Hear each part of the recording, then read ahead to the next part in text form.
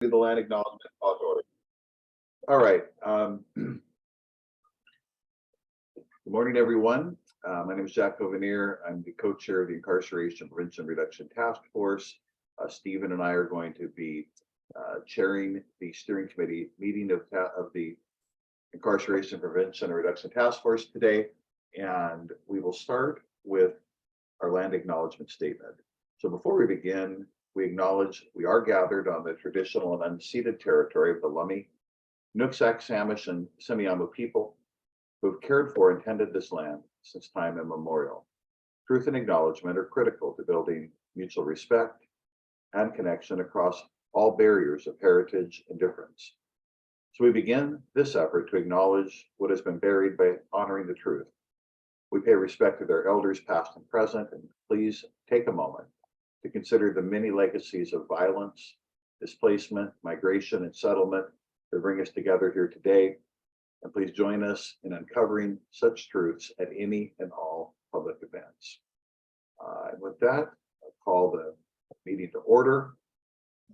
And the first item on our agenda, and those of you just joining, Barry will be participating, but in and out. So Stephen and I are sharing or facilitating this meeting. So let's start with the first item of the agenda, which is the annual report planning. I believe that annual report is due June-ish, July. But Jill, maybe you could start us off with a discussion on that, if you don't mind. Yes, thank you. I have shared the report here on your screen share. I'm just going to walk through it real quick and ask for some clarifying questions from you folks. I'm thinking that due to all the work everyone's doing on the Justice Project, it might be nice to keep this report maybe a little more briefer than past reports. As you'll recognize the outline, I believe the executive summary for the task force and the committees will be first, and then we'll go into the discussion of the work of the steering committee and the full task force. Each section will include an overview of what's been done and next steps. So I've basically just gone through all the agendas over the past year and populated these bullet points with agenda items that have been scheduled on the various meetings. My first question is regarding the full task force legislative priorities. This was a discussion that was held in the Behavioral Health Committee at length, and a topic that was taken over by a work group of some of those Behavioral Health Committee members. And I'm thinking that this really should probably stay in the Behavioral Health Committee. None of their recommendations came to the full task force for any kind of approval. Unfortunately, neither Dan nor Mike are here. And I'm Jill? Yeah, Stephen. I think that got at least implicit endorsement from both the steering committee and the task force as a whole. It was reported to both, and some discussion or feedback was requested, and no objections. I don't know. I can't remember if we took a formal vote or not. Yeah, I'll check the record. Formal votes are necessary, really, unless it's something approved by consent. I'll check the record on that. And one thing that's still in steering committee is the discussion about IPRTF leadership succession planning. So I think we'll see how much progress we make on that issue in the next couple months. But I'm just going to go through here and do up a few explanatory paragraphs on each bullet point for each section to get us started then. For this that you see on your screen for the full task force, is there anything particularly you would like included in the next steps for the full task force and or the steering committee?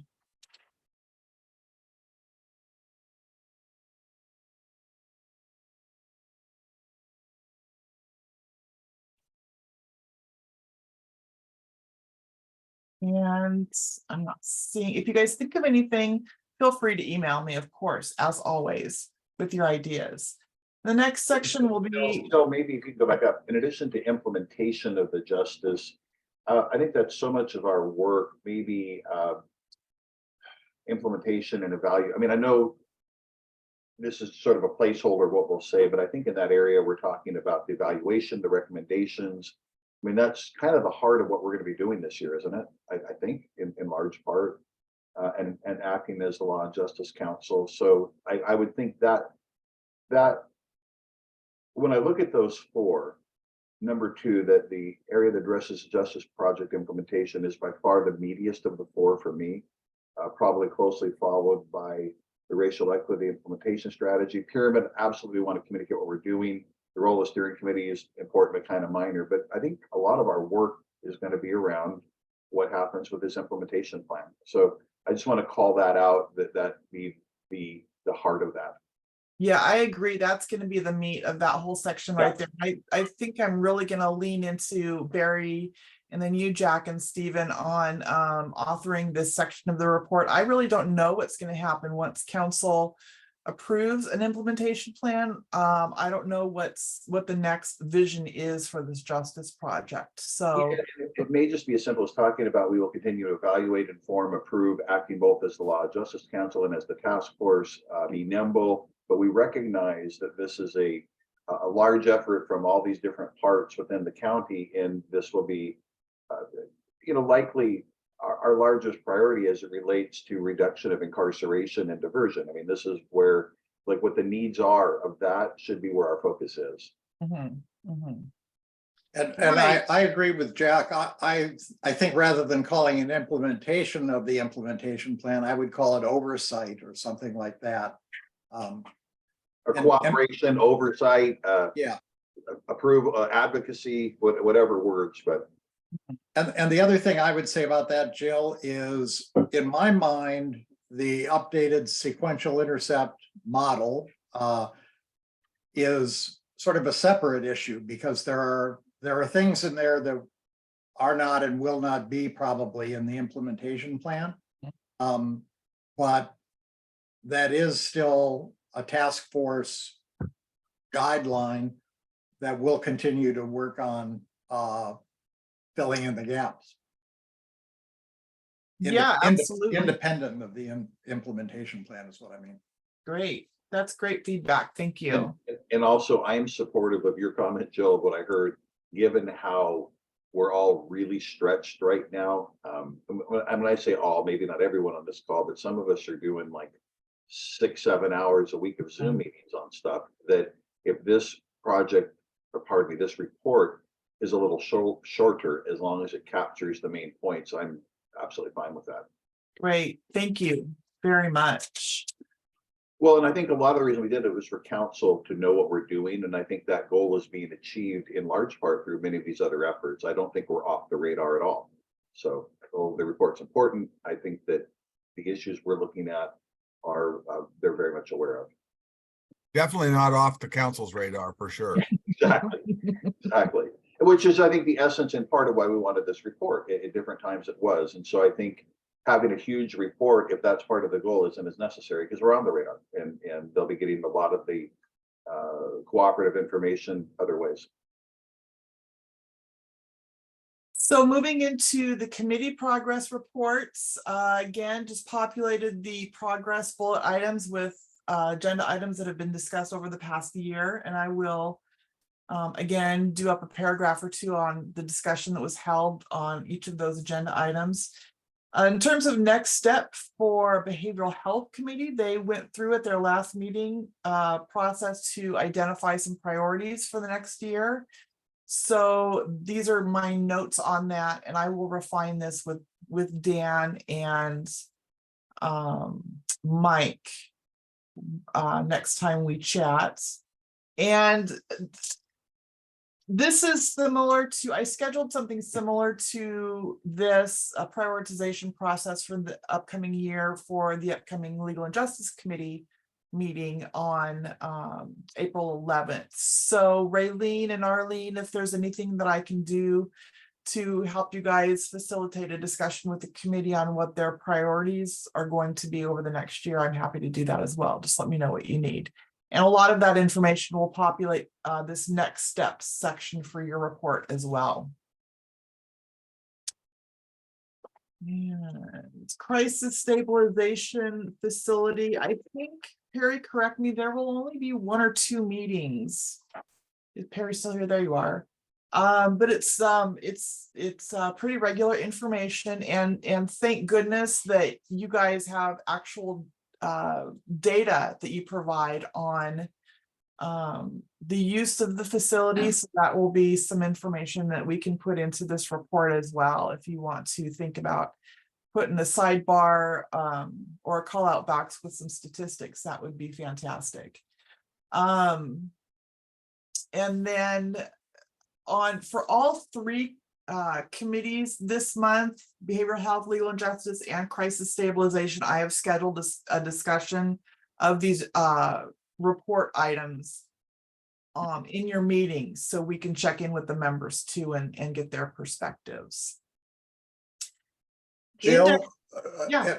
and Perry, and the crisis stabilizations facility report, do we want to touch on the status of operational funding, the sort of the discussions we've had around that, how we stand looking a couple years out?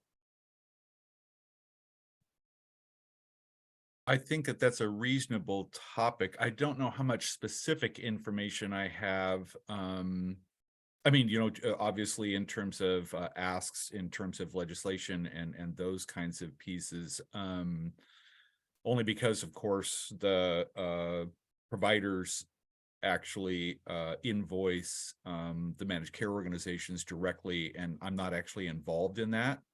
But am obviously informed in terms of, you know, numbers and utilization. So am I missing the mark here, Stephen, in that regard?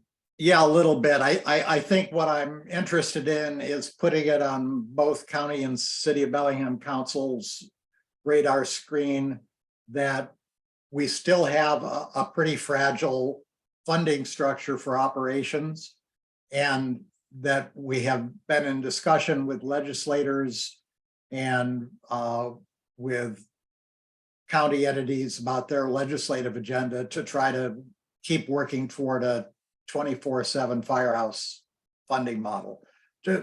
I mean, even just saying that, I'm not talking about filling in the details of what it is now, but just so they see what we're continuing to grapple with.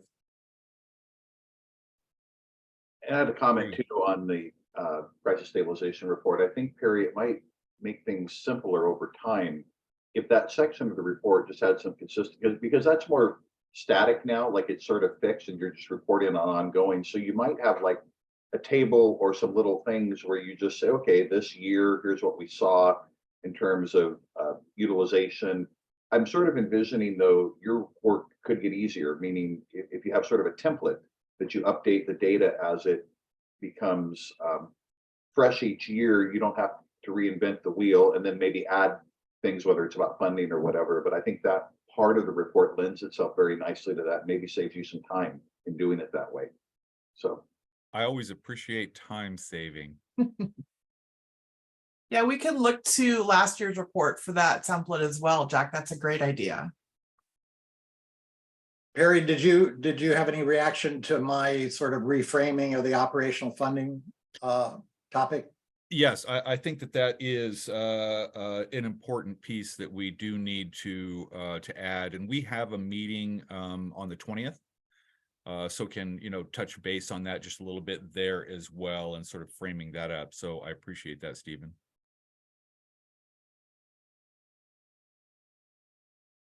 Great, thank you, everyone. And moving on to Legal and Justice Systems Committee, that's pretty straightforward, as well as the joint behavioral health and legal and justice systems joint meetings. One thing I wanted to encourage the chairs, the co-chairs of both of those committees, is to really think about which items go in your specific committee section versus the joint meeting section, and to try to differentiate those somehow. Like reentry is discussed across both committees plus the joint meetings, so maybe we'll want to be a little specific about which aspects of those larger issues are going to go where. So that's something to think about as well. Jill, on the jail reentry, I think that's more of a joint section, but Yeah. we can discuss that later with Yeah. you. And then And that's, yeah, for sure. That was an agenda item on a number of legal and justice systems committee meetings over the past year. But going forward for next steps, definitely, I think it should be more focused towards the joint meeting.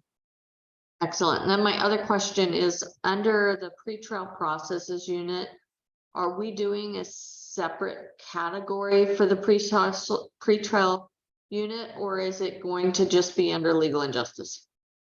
Pretrial processes is a subgroup of legal and justice systems committee. So it's a work group from there Okay. officially. Excellent. Yeah. Thank you. So those are really my only notes in terms of the outline. As far as the upcoming schedule, it's similar to what you've seen in past years for getting some of this done. The chair's first draft contributions are just in a couple weeks, but again, keeping this report shorter than past reports. Hopefully that won't be too burdensome. I'm really just looking for a paragraph or two about certain topics that have been worked on off book, so to speak, such as the legislative priority items, and more focused towards the next steps and what your visions are for going forward. So not the entire section for your committee, unless you want to. If you want to do that, that would be fantastic, but I don't expect that. Discussion about these items in all the April meetings, refined drafts in the May and June committee meetings. And then it's due to county council by the end of June. So all of this is in your packet for today's meeting. If you have that handy, there it is. If not, let me know and I can forward that to you again as well. Jill, the pretrial processes work group meets tomorrow for its April meeting, and often that doesn't really have an agenda set out. So I don't think it will be prepared to productively discuss a report, which probably will have to be drafted by Judge Garrett since I'm gone the next 2 weeks with this April 28th deadline. So I guess we can talk about how we handle that, but can you help me bring that up? Yeah. Yep. Thank you. Are there any other questions? All right, that's it for me. Thanks, everyone. Thank you, Jill. All right. The next item on our agenda is the update on the Justice Project. So maybe Barry or Stephen, do you want to take that? I'm not sure where if Barry's available right now, but if not, Stephen, maybe you can start. I'm available, Jack. I'm going to let Stephen carry most of the water here. What I wanted to do is to make sure everybody that I'm sure all of you received a poll and via email that is due tomorrow from the planning team. We hope that you'll be able to fill that out. It provides a lot of valuable information for us, but I'll let Stephen take the bulk of today's report. Well, I'll just start out by saying we've had 4 of the 5 quote unquote workshops with invited participants dealing with the key subject areas that came out of the needs assessment report. I think they've been very well attended, very high level of participation, very substantive, constructive, positive discussions. We have one more set next week on potential funding sources for some of the recommendations. And the planning team has sort of winnowed down the workshop discussions and the recommendations to a set of, and I can't remember the exact number, 13, 14, 15 projects. And those are the focus of the poll that Barry referred to, and will be sort of the framework for the funding discussions as well as for taking that input, all of which is advisory, not decision-making, into trying to refine a final implementation plan. So I think that's coming up in the next several weeks. And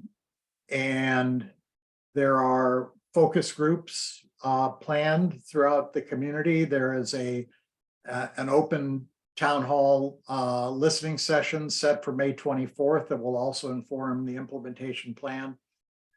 All of these materials and recordings of the workshop discussions are on, I believe, the SAC website. Is that right, Jack? Oh, I'm not muted. Yes, I believe that is correct. Okay. So a lot of work going on. These workshops have been bang, bang, bang every week.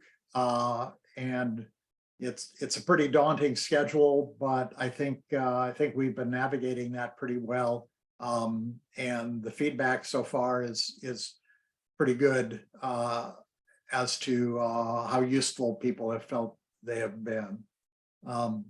I think that would be my summary of where we stand with the process. Jack, anything you'd like to add? No, I think, and also as I look at this group, almost everyone here, I think is either involved or is fairly up to date anyway. Barry, anything that I left out in your mind? No, I think you hit it right on the head, Stephen. Good job. Okay. Okay, and Stephen, why don't you take item 4, or between you and Jill? I know this was something you brought up. Okay, let me Task force membership, leadership, and succession planning is the item. oh, okay. Well, actually, the latest leader of that has been Mike Parker. So I'm not completely prepared. Oh, you're correct. He was doing the member. I guess I was thinking more the leadership and succession planning, and you're right. Mike had the membership discussion. Yeah. And do we need any more discussion here on this? Well, actually, Mike, it took me a minute to bring up the agenda, Jack, and I'm sorry. This has to do with task force. And I probably was leading this. Mike was leading the steering committee composition down below. So I don't know that there's more to discuss on the leadership and succession planning. I think that was sort of voluntarily given over to Councilmember Buchanan and Executive Sadhu to think about at the last discussion. I don't think we have a handle on the membership turnover. Correct me if I'm wrong, Jill, but we do have a number of positions that have not really been participating. I think we, the one that always sticks in my mind because of how central it was earlier on was the Peace Health representative, from whom we don't hear much at all anymore, as well as tribal representatives. But I don't know if there's a discussion anyone would like to have on whether we want to refill a position that the appointed person is not taking part actively in, or rethink the categories of task force membership to recommend to the council some alteration to the ordinance designating membership categories in the task force. I asked that as an open-ended question. Well, we've got three hands. We've got Executive Sadhu, Jill, and Raylene. Good morning, everybody. I'm sorry. I had a computer issue that I missed first 10 minutes of the meeting. I think on the leadership, I remember I suggested that if we have no change till 2024, one more year, the task we are taking, or IPRTF, the task they have taken, which is the implementation plan, is quite important, and people have been vested knowledge and all that. And I will definitely discuss with the chair of the council, Barry, sit down and talk about that. But my wish would be if we can continue the current leadership for a little while. That would be my suggestion. Now, Jill may have more about the replacing members or changing members. I don't know more about that. Thank you. Thank you, Executive Sadhu. Jill? Yes, thank you, Executive Sadhu, you're correct. We have started a draft ordinance to extend the length of the second terms for our current co-chairs. So Barry and I are working on drafting that ordinance right now. So that's definitely in the works for sure. And I also just wanted to clarify those three positions that have been vacant for a little while, the Peace Health and the two, the Lummi and Nooksack positions. Those aren't council appointed, so it's not like we can solicit applications. It's up to those agencies to appoint someone to start attending. I think it would be great if any of you wanted to reach out to those organizations and encourage them to have someone who can attend regularly, that would be great. But I just wanted to let you know it's not something that we can actively look for someone to appoint. So If Raylene, apologies, but if I could insert a comment, I think all three of those are pretty important and require something more active than just a vague attempt to reach out amongst all of us. I would suggest maybe Jack and I draft a polite but encouraging letter to each of those entities and try to underscore the importance and the value that we see in their participation, and ask them to reconsider naming someone as their representative.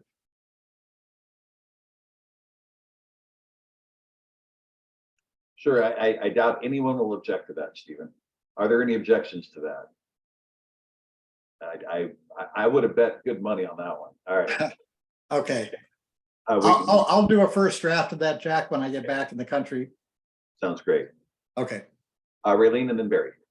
On that note, I've reached out to some people I know at Lummi, and it's been a struggle in the past. So I think Stephen's thought is on point and may be very beneficial. The other thing I had was Attorney Doug Hildahl was recently appointed as the judge for Nooksack Tribal Courts. He may have some input on somebody that might be able to assist us in that area. So reaching out to him just to see if he has any suggestions might be helpful, because he may have the contacts that we need on where to send that to and how to get that going, at least for the Nooksack Tribal Courts. Thank you so much.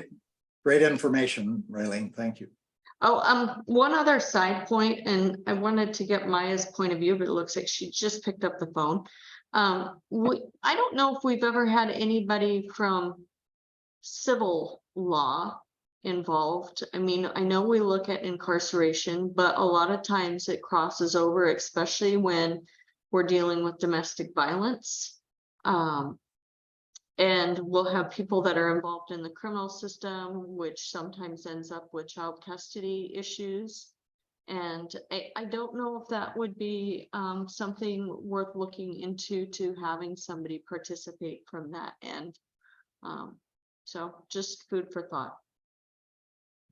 Just to add to that, Raylene, my my former colleagues in civil legal aid have dealt with drivers relicensing issues and some of the reentry repercussions of having been incarcerated. So I think that's a worthwhile perspective to look for. Thanks. Councilman Buchanan. Yeah, I just wanted to inform the group that I met with Nick Lewis last week, had lunch with him, and to talk about the Justice Project and getting, you know, some representation on those focus groups coming up this month. And I will follow up with him about task force membership as well. He seemed real interested in making that connection. So I will point him to you know, to probably you guys, Stephen and Jack, if you're going to be creating a memo for that, I'll say that that's coming, but I think he'll be helpful. He's a busy guy for sure, but he really wants to get involved. Great. All right, anything else on this topic, on the task force membership, leadership, and succession planning? And I think I'm leaning toward, I realize Mike isn't here, but we have item 6 on our agenda, the composition and role of the steering committee. So I think if there's any discussion of that today, we could include it right now. Did anybody want to discuss that today, or should we wait until Mike is here? Okay. Seeing no indication of having that discussion without him, I think, Stephen, why don't you take the next, the items for the next task force agenda? Do you have your agenda up, or? Oh, Raylene, sorry, your hand is up. Was that on the steering committee? Yeah, I just think, you know, I want to wait for Mike, but I also think if we expand our regular task force, that might be something that will cross over to the steering committee composition. So I think I'm waiting for Mike and seeing what we can do for the full task force should be a priority. Great, thank you. Okay, thank you, Jack. I'm going to exercise some chair prerogative here and insert the item that I emailed Barry and you about, Jack. The next item on the agenda we have before us is the items for the next task force agenda. One of those includes regular reports from Eric Ritchie on the State Reentry Council, which we'll get to in a second. But I think all of you got an email from me, probably overly enthusiastic after talking to the new executive director of the statewide reentry council that Eric was just appointed to, trying to drum up some support for inviting her for a special meeting, the task force, to talk about her background and what the reentry council does and her interest in working with county jails and us in particular. So I think we had a strong majority of the steering committee approving a presentation from the executive director, whose name is Janelle McFeet. But not so much from the non-steering committee members, and the logistics of pulling together a special meeting were far more daunting than I even realized. So I'm looking for support. I guess I'm looking for approval to invite her to come to a regular task force meeting and present. She wants to bring the Chief Corrections Deputy Chief Rebecca Sapp from Kitsap County Jail, who she works with very closely. Basically the analog of Wendy Jones here, for them to present on reentry approaches, philosophies, practices that have been very effective in Kitsap County. Ms. McFeet is a descendant of the Port Gamble Sklallam tribe. She works with their reentry program in the tribal community. She also works with as I said, the Kitsap County Jail more generally. She's a practitioner of restorative justice practices. she's got a White House award for creating what is now a best practice reentry program. She just bowled me over with all the ways in which she might inform one of the more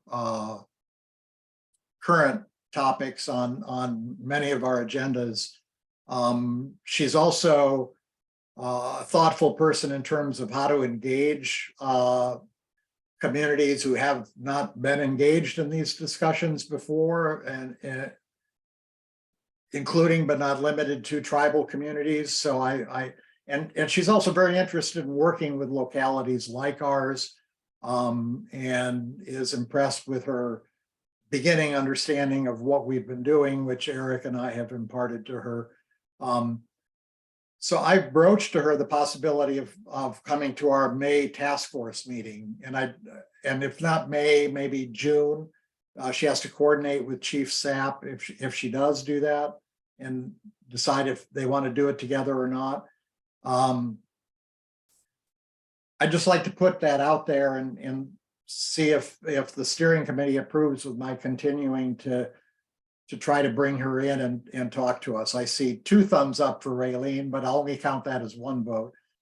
I guess I would make a motion that we approve trying to engage Ms. McFeet in a presentation to the task force in the next couple of months. I second.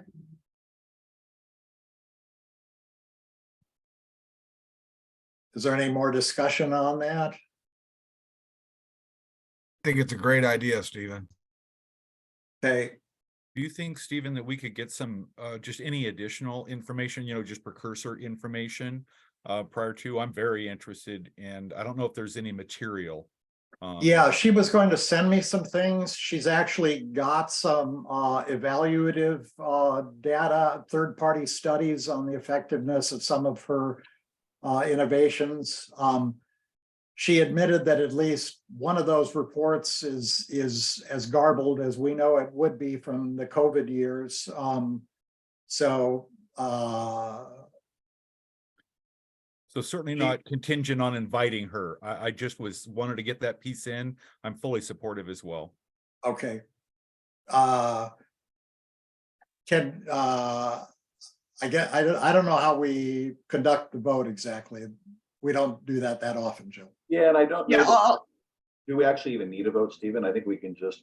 there was a motion and a vote, Jack. So yes, we need to take a vote, or excuse me, a motion in a second. So if everyone wants to.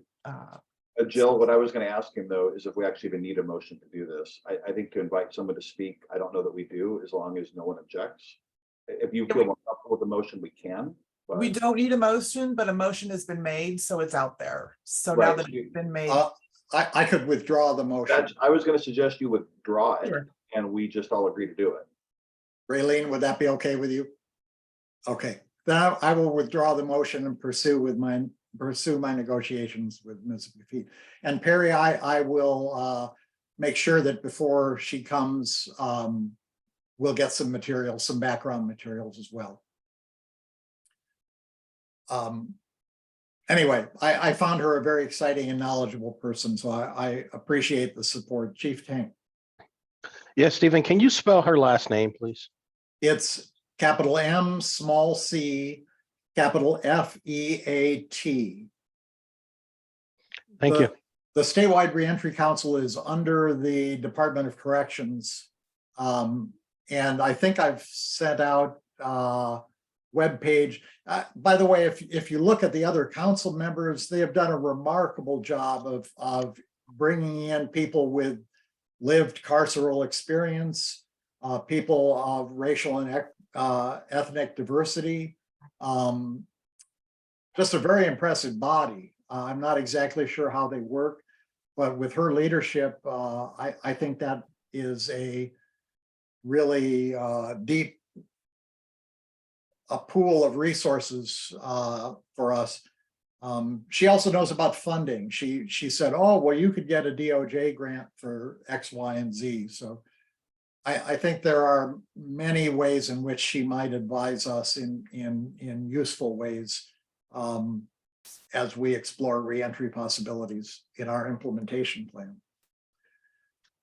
Thank you. Okay, thank you, everybody, for that, that endorsement. And now items for the next task force agenda.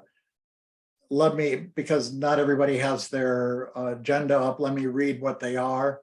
Approve amendment to rules of procedure. And as a reminder, this has to do, I think, with public comment, if I'm remembering correctly. Update on the Justice Project implementation plan, of course. Report on IPRTF membership and succession planning. We may have something to say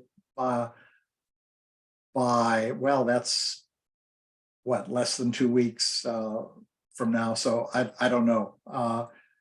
Updates from jurisdictions and a request to have regular reports from Eric Ritchie on the statewide reentry council.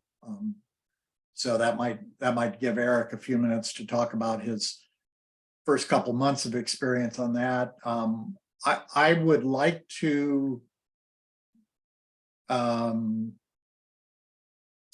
let me say, encourage Eric to be a little more proactive there and coming and bringing that back to us.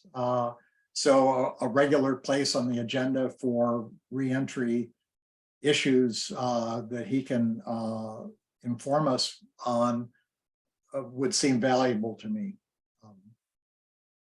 Actually, I'd like to give Chief Tank the same slot on the agenda for his statewide activity as well. I think those connections to state level discussions that parallel some of ours would be valuable information for the task force to have. Jill. Thank you. Yes, I wanted to talk a little bit about the suggestion to have updates from jurisdictions on the agenda. It's been a long while since we've done any of that. And in all of the workshops that I'm hearing lately, there are an awful lot of programs that are being proposed that we as the task force haven't heard anything about. Executive Sadhu's proposal for the new behavioral health care center, an update from the health department's response systems division on their efforts. They're doing a data gathering project to get good data on some of their programs. Wendy mentioned that other community providers have committed to taking released offenders. The data dashboard project that Marty Solomon mentioned at a past meeting. And Erica mentioned that the health department plans to provide transportation to and from services. So those are just an example of things that have been mentioned in past workshops that gave me the idea of really checking in with the jurisdictions on some of these programs. So that's my pitch for that item if y'all are interested. I see where you're coming from, Jill, and I think that sounds like a really strong idea. That's a little bit different than what past updates from jurisdictions were. We used to think of jurisdictions as legal jurisdictions, the municipal courts and the different localities. But I like what you're suggesting. Yeah, I was thinking I would issue specific invitations to various agencies, department heads who are already on the task force and say, we'd really love to hear about some of these programs. If you could be prepared to give the task force an update at their meeting in April. Raylene? You're muted, Raylene. Sorry.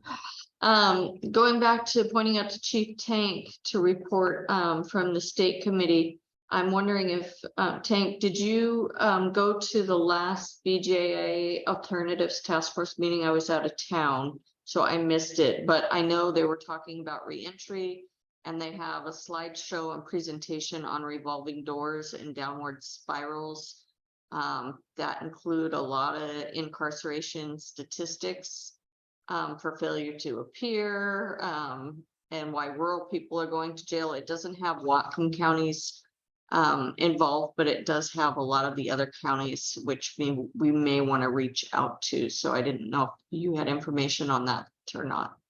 Right, so I was not in the office that day, but I think it's important for this committee to know that Raylene and I both sit on that statewide incarceration prevention task force. So I have a call out to them to get updated since I did miss that meeting, but certainly we can, at some point, like Stephen suggested, do a report on the activity of that committee. And Raylene, I was about to interject an apology, acknowledging that you two sit on that committee. So would it be possible to ask the two of you to report at the May meeting, maybe? Yeah, that should be fine. And then I did just send Jill some of the last information she can circulate to the steering committee to kind of get an idea of the last meeting that we did miss, but they do give us a lot of information on that, and their meetings are also recorded. Well, maybe we can include that material in the packet for the April task force meeting. I think that would be helpful. Thanks. Okay. So any other comments on Jill's suggestion about updates from jurisdictions? Any additions you want added to those updates? Jill, the only thing I would like is once you hear back, I don't know if you want to list them all out on the agenda, you could, or you could, I'm thinking no, because somebody can't show. So if you can email me, so when we are at that point of the agenda, I know who to call on. And then I'll probably say something like, is there anyone that came here today prepared to do a report that I've missed? But I would like to have that list handy of who I can expect to call on, and that also may govern how much time we have for that. So thank you. Yeah, I can absolutely do that. Sure. Awesome. Thanks. Any other discussion, objections, additions to the items listed for the April agenda?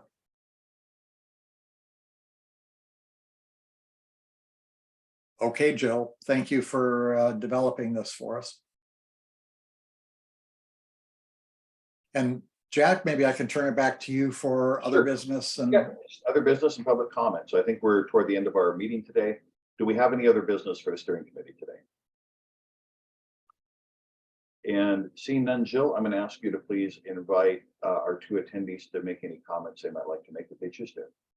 Yes, of course. Thank you. We do have two attendees virtually today. If either of you would like to speak to the committee, please virtually raise your hand now by pressing the raise hand icon.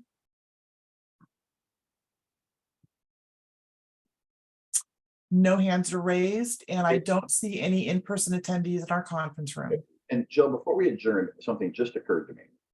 At our next task force meeting, we are likely to adopt some rules that would govern public comment. That's on our approving amendments to rules of procedure.